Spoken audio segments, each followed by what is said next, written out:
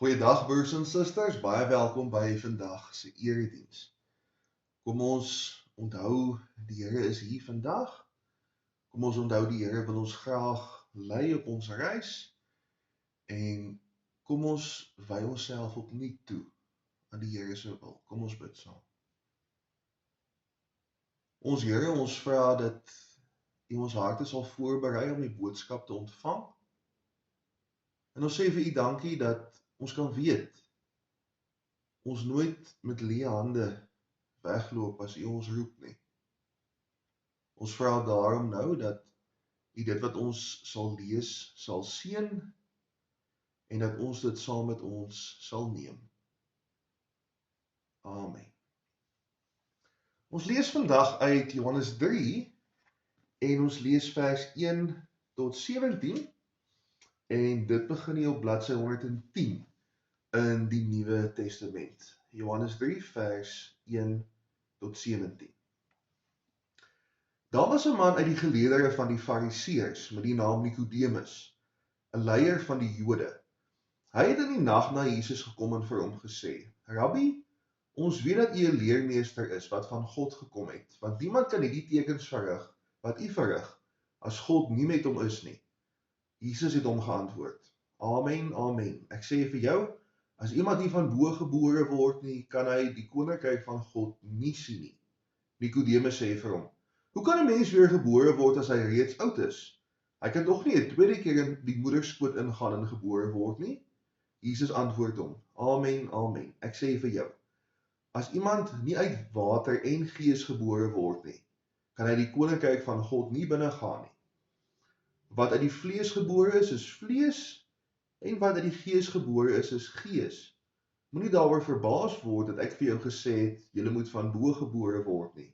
Die wind waai waar hy wil, en jy hoor sy geluid, maar jy weet nie waarvandaan hy kom, en waarheen hy gaan nie. So is elkeen wat uit die gees gebore is."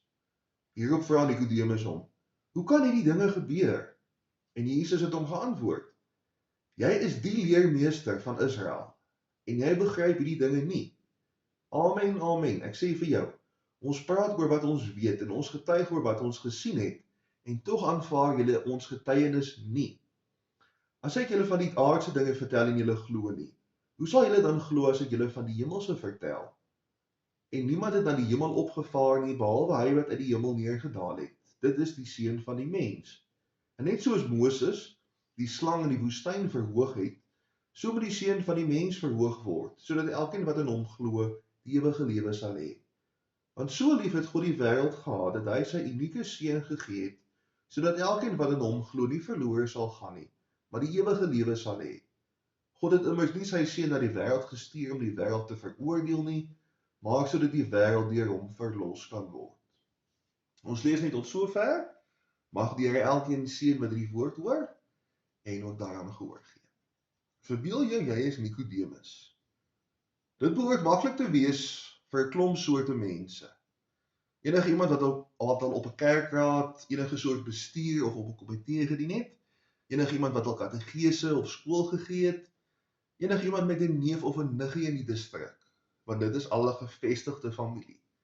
Enige iemand van daai mense kan dit voorstel. Die res van ons kan ook maar net ons verbeelding gebruik. Jy wat Nikodemus is vir 'n klomp mense die gesig van jou gemeenskap. Met 'n fees of 'n partytjie, dan sal mense jou daar verwag. Jy het 'n bietjie meer verantwoordelikheid as net die mens op straat, want jy is 'n Fariseër, voordat hierdie woord die betekenis van skynheilig gedra het, wat dit vandag het. Jou opinie is gesaghebbend, veral as dit kom by die Ou Testament en die interpretasie daarvan. Mense kyk op na jou, want niemand weet meer van God as jy nie. Jy word gerespekteer want niemand onderhou die wet van Moses beter as jy nie. Nou daag daar 'n man op, wat ongekende tekens doen, en wysheid besit bo sy status. 'n Klomp van jou vriende hou baie van wat hy sê en ondersteun dit, maar dit maak van die ander woedend. Nou jy's niks as jy nie wys is nie.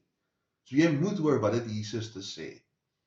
Jy kan dit nie waag om op grond van wat hy doen nie te hoor wat Jesus sê nie. Aan die ander kant kan jy dit ook nie waag om hom toe te spreek tussen die gepepel nie. Let hom maar sien iemand jou, en dan begin die storie loop. Jy kan dit glad nie waag om vriende saam te vat nie, wat net nou ruk hierdie gesprek hand uit. So jy wag tot dit donker is, maar daar's iets wat jy moet weet. Weet Jesus waarvan hy praat? En wat kan hy tog vir jou wys maak? Maar Jesus weet presies wie is Nikodemus, en hy hanteer hom ook as sodanig. Nikodemus is nie net 'n fariseer nie, hy is 'n leermeester onder leermeesters. En ek dink Jesus maak dit nie vir arme Nikodemus baie maklik nie.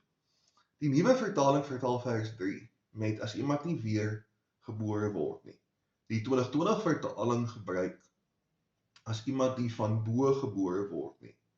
Nou dis een Griekse woord wat of van bo of van vooraf kan beteken.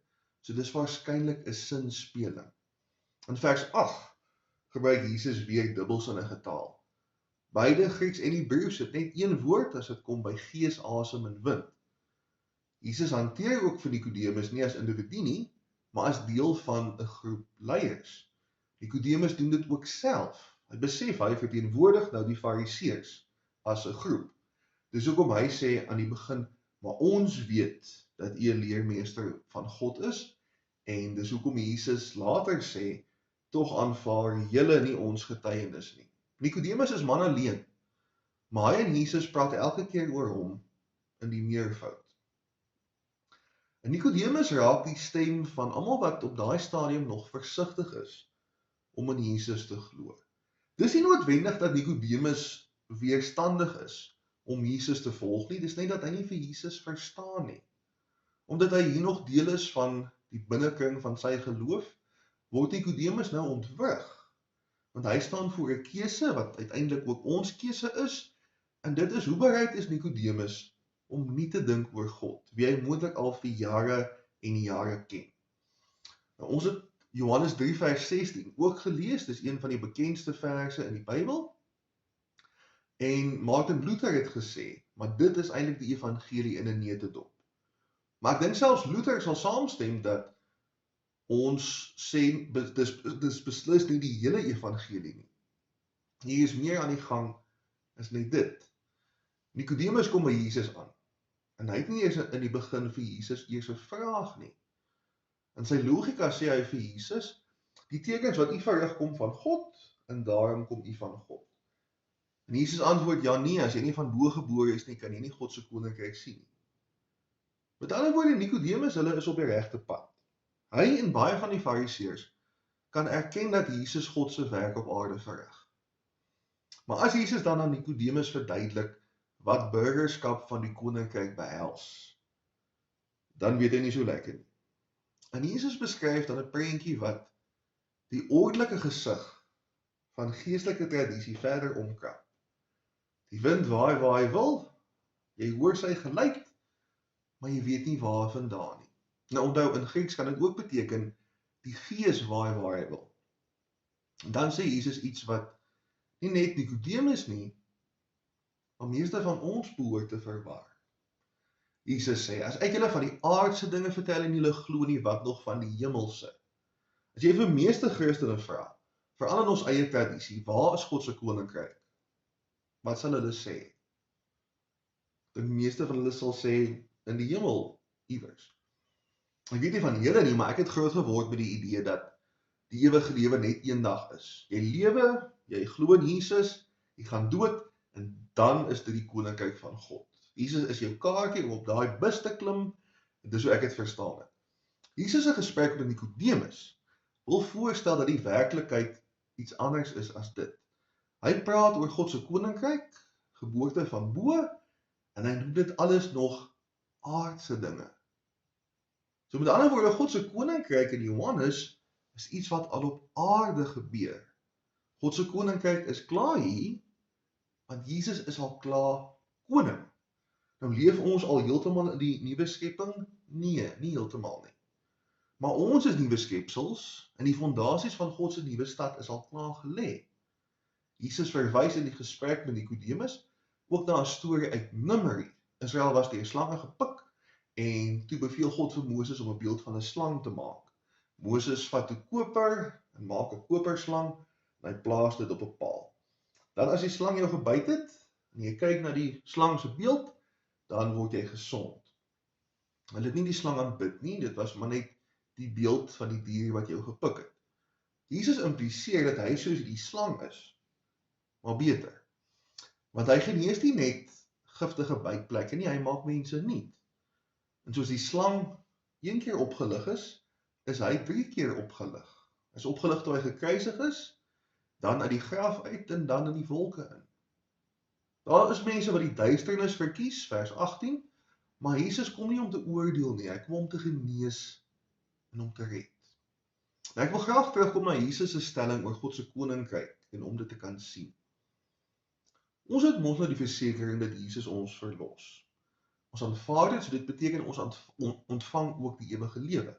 Ons word as dit ware van bo gebore, wat beteken dat ons die hemelse dinge kan sien. En omdat God se koninkryk nie 'n hemelse saak is nie, maar op aarde is, beteken dit ons kan God se koninkryk sien in Victoria Wes. Dit sal dalk ook beteken dat ons uitgenooi word om nie te dink oor die Here. As ons sê, waar is God? Wat sê ons? Want die etel sê dalk, God is in die kerkgebou, God is in die Bybel, God is in die liedboek. Klein Kiepie sê, God is op oupa se been as hy vir hom uit die kinderbybel uitlees. Hendrey Net sê, God is in die Retief Burger en Casting Crowns se MP3 leer, en oom Jopie sê, God is in die Nuwe Lammers en in die veld. Maar selfs dit is nog baie beperkend. Dit is nog baie naby aan Nicodemus se ons weet dat. Hier is God, daar is God nie, hier verwag ons God, hier verwag ons die bose. Jesus se beeld van die wind help ons om die posisie in te neem van 'n windlaaier. Die windlaaier weet nie waar die wind vandaan gaan kom nie, maar dit maak ook nie saak nie. As dit 'n noordewind is, dan draai dit na die suide toe. En dit kap oor ooste toe as dit 'n westewind is. Dit weet nie wanneer die wind gaan waai nie, maar as dit gebeur, dan is dit reg. Die windlaaier probeer ook nie op sy eie om die lemme te draai nie, dit wag vir die wind, en natuurlik dit verrig sy funksie deur elektrisiteit op te wek. Nou vervang wind met Heilige Gees en windlaaier met Christen, en daar het ons dit. Ek weet nie of daar 'n gemeente is in die land wat so mooi en pligsgetrou uitkyk vir reën soos ons nie.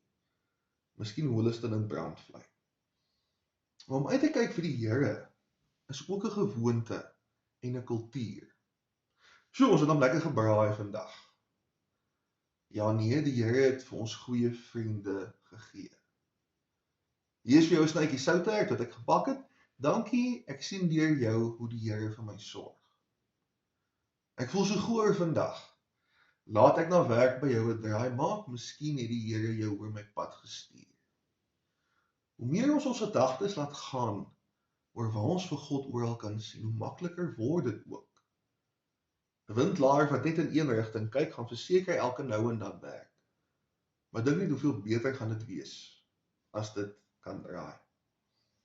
Om ons gedagtes oor die Here oop te maak, help ons om die Heilige Gees raak te sien. Ons kan, want ons is mos van bo gebore. En dan spat die vonke, sonder dat ons dit verwag het. Ons lees later weer van Nicodemus.